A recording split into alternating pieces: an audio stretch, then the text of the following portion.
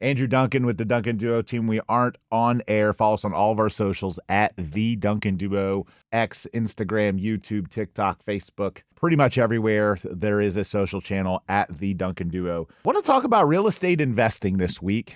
It's something that through the years, whenever I have strayed too far away from real estate investing, I realize the beauty of real estate investing. And I want to talk to you about that today because one of the obstacles that you see sometimes is, you see crypto or the volatility in the stock market and, a stock may be way up or the stock market may be way up. And then the next week it's way down. And, I have a decent amount of money in the stock market and I have friends that do it for a living. And what I can tell you, one of the downsides of investing in, the stock market is the stocks that create the greatest returns have massive volatility. Real estate doesn't operate that same way. And it's one of the beautiful parts about real estate investing, as well as the ability to leverage it and improve it. So when I talk about the volatility, what I mean by that is real estate is more slow and steady wealth building. When you buy an investment property, you can certainly improve it to improve its value.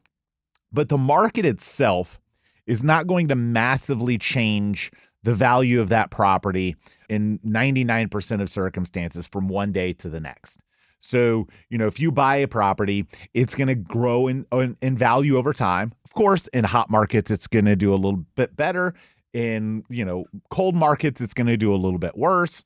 But the reality is it's more of a stable investment. So you don't have that volatility to deal with. And when I look at my own personal balance sheet and I look at my properties and I regularly look at and check out their values, it's nice to see that kind of steady increase, and to look it up every few months and see that, the values are rising or maybe they're not, maybe they're dropping, but whatever they're doing, they're not doing it substantially. They're doing it consistently though. And so I know so many friends that have become, multimillionaires investing in real estate.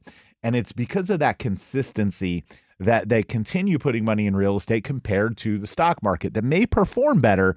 But then you have these huge volatile swings up and down that can weigh on people's emotions. And you don't get that with real estate. Some other benefits of investing in real estate, the deductibility. So you have deductions. When you're investing in a stock, you don't get the ability to improve it. You can't show up at SpaceX headquarters and say, hey, Elon, let me work on your rockets today and make them better, make them more valuable. But if you own real estate and you decide, the landscaping on my property kind of sucks or, it needs an updated kitchen, you can make investments into that property to improve its value. And at the same time, take deductions on the costs and investments that you make. Other things, depending on the property type, can be deductible, like interest or taxes or improvements, vacancy losses. All of these things can become tax benefits, as well as accelerated depreciation and depreciation in general, cost segmentation. There's so many parts of investing in real estate that give you creative tax hedges, creative tax benefits that you don't get investing in the public markets. And the last part about real estate that I'll explain that I think makes it a more viable investment than people often realize is the ability to leverage it with very little to minimal of your own cash. There are opportunities today to buy investment properties with little to no money down at 6 and 7% interest rates. And even though those rates may seem high, in retrospect, over the course of time, they're not. And there's not a lot of investments that you can control millions of dollars at a 6% interest rate with very little capital invested in it. If you want to go buy stock, you're not getting that same kind of deal. If you want to go buy an interest in a private company, you're not getting that same kind of deal. Real estate offers you that opportunity to get creative tax benefits, to get control of the asset at lower capital costs while being able to leverage it with other people's money. And then, obviously the ability to improve it and the consistent gains over time without the volatility of the public stock markets. So when you look at some of the best returning stocks, for example, and I'll just name out a few of them, and some of these are historically great over time.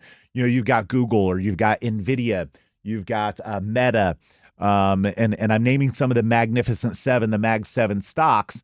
And of course, there's plenty of others that are smaller, chip companies, things like that have done incredibly well. But when you look at all of these stocks that do well, there are days where, your investment may be down 10%, 20% even. There are huge drawdowns in some of these companies because of news. Your real estate is never going to have that swing. It's also not likely to have the huge swing up.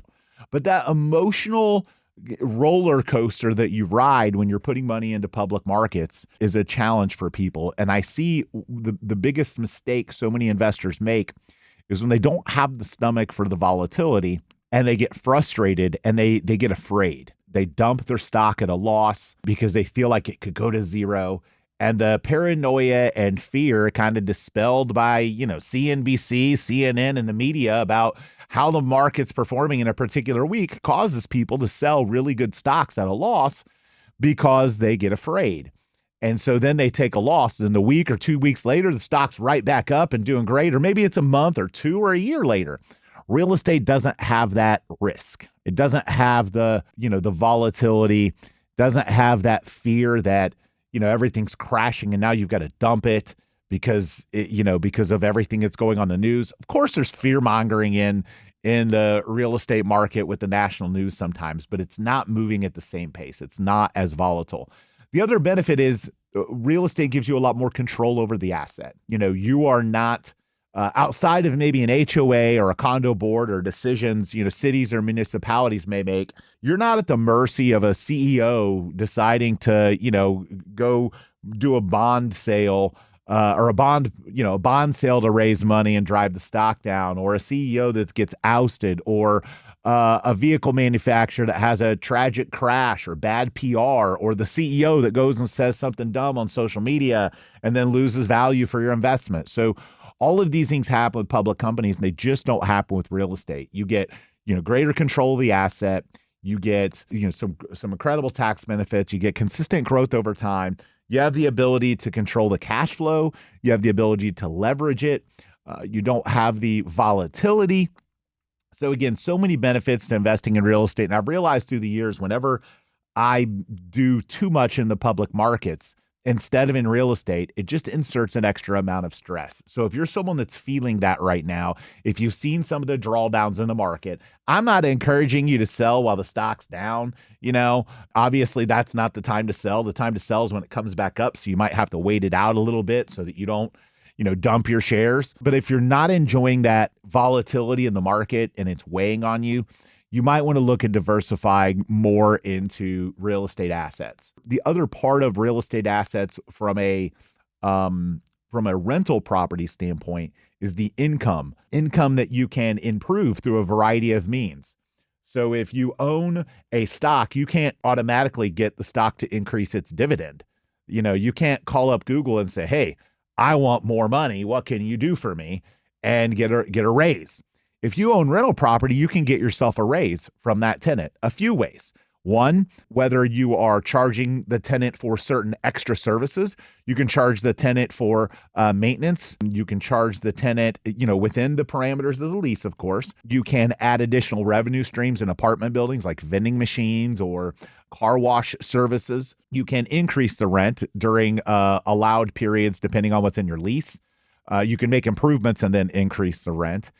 You can also look to cut costs to make yourself a better return on investment. You can shop insurance, or you can contest your tax bill.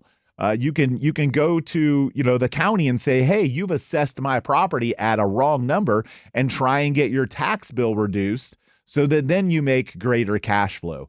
You just have so much control, so much more control over the asset. And while it may not have, you may look one year and say, "Hey, guess what? The NASDAQ or the S&P is up 27% this year, and real estate didn't go up 27%. But if you look historically over time, I'm a firm believer that real estate is one of the greatest wealth generators that exists. It's been a wonderful part of my journey with both my business and in my personal investments.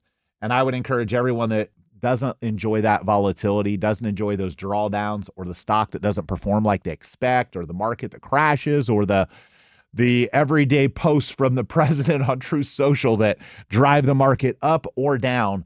Real estate doesn't have that. And if you're feeling that, diversify a little bit more, start to look at some investment properties. I firmly believe that the real estate in the Tampa Bay area is going to continue to be one of the best investment markets in the country. We have massive population growth. We have a great local economy. We have a state that's operating at a surplus. We have low taxes. We have the potential for property tax relief that will very likely improve the profitability of rental properties, as well as improve, the real estate market overall. It won't necessarily improve your cash flow because the rental properties aren't going to get a great tax benefit. What it will do is likely raise values. We know that historically over time, when real estate values increase, it's because payments are down. People say, oh, it's because of interest rates. And they say that because that's always been the historical biggest driver of drops in payment. Well, our state may have another big historical drop in payment with the property tax relief bill that I support. I strongly encourage you to support. That'll be on the ballot in November.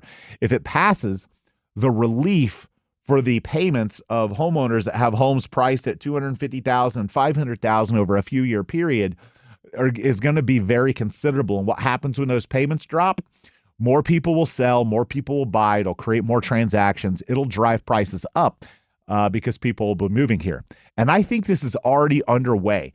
I think this demand is kind of underneath the surface right now because, the legislature and the governor put in the bill that if you want to make this happen for yourself in terms of the property tax benefits, and you don't live here, you have to move and be a resident by the end of this year, or you're on a 5-year waiting period for this to happen. So I think the surge in our real estate market is starting to happen now from this potential passing of the vote in November.